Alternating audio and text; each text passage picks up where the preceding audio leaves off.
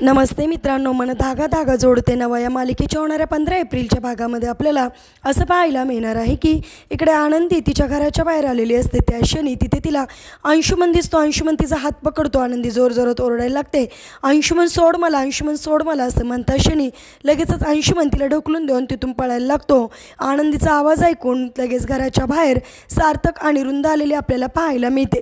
त्यावेळेस लगेच सार्थक आनंदीला विचारतो काय झालं. त्यावेळेस लगेचच इकडे आनंदी असं म्हणते की अंशुमन होता सर, तिथे अंशुमन आला होता.